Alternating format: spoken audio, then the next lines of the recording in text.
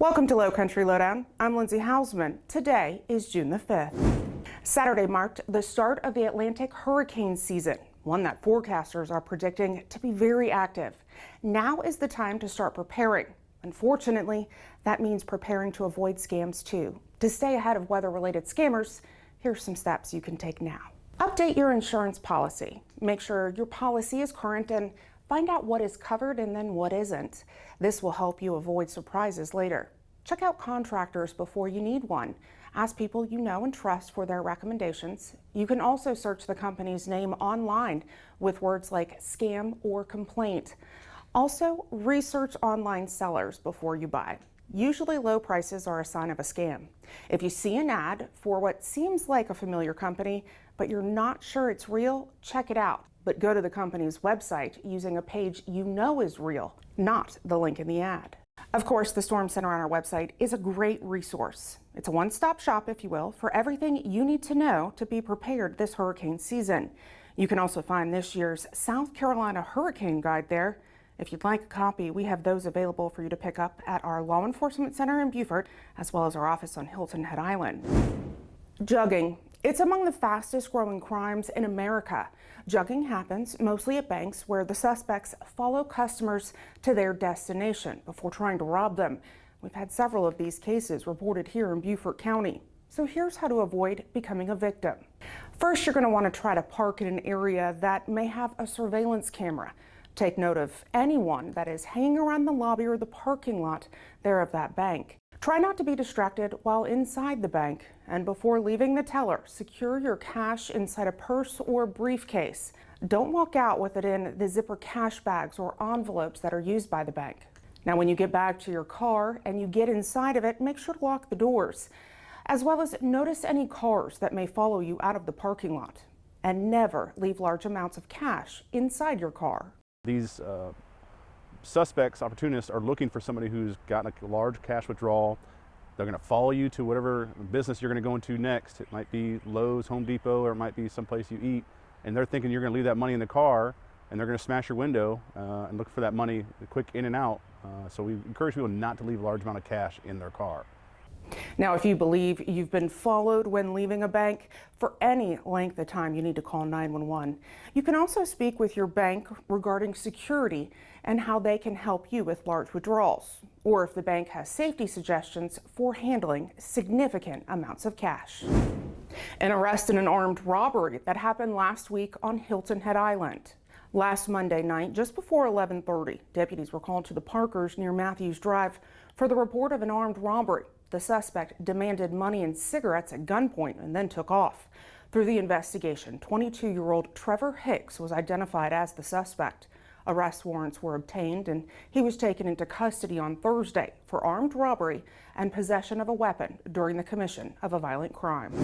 26-year-old Jamari Russell is in custody for attempted murder and possession of a weapon during the commission of a violent crime.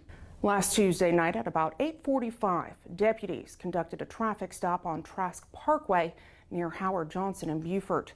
Russell was a passenger in that car. He was wanted in connection to the March 25th shooting of another man that happened on Peaceful Way in Grays Hill.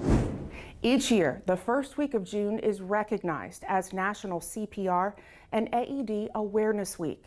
It's a time to highlight the importance of these life-saving skills and tools.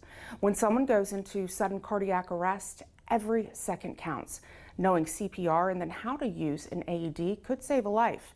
Beaufort County EMS offers free courses to the public. It also includes the Stop the Bleed training.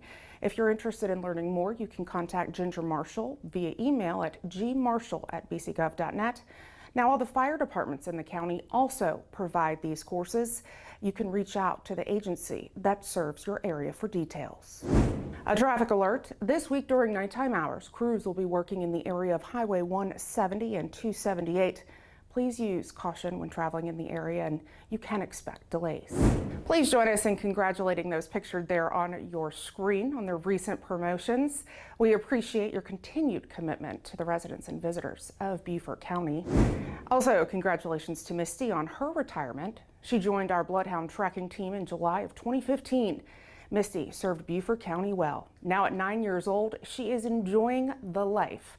Our public safety software manager, Regina Alderman, and her family welcomed Misty into their home, where she's loving every bit of the lazy hound dog life. This is something you must check out. The Tabernacle Baptist Church on Craven Street in Beaufort has a new addition, a beautiful monument of Harriet Tubman.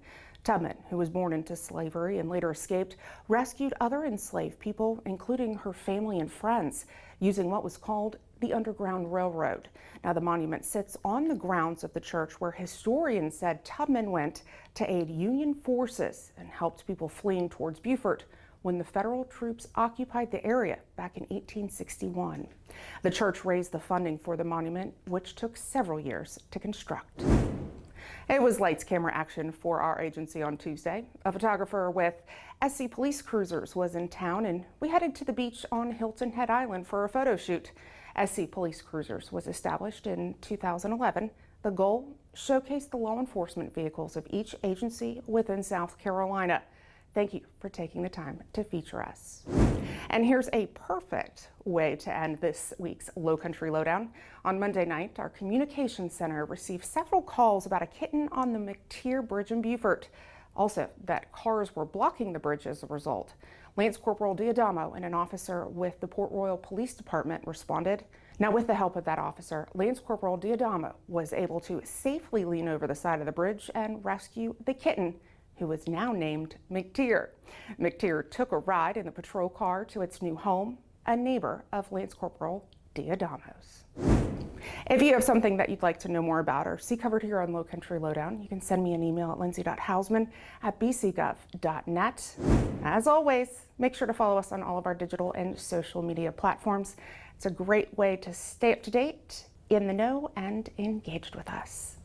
Thanks for watching this week's episode. We'll see you next week. Stay safe.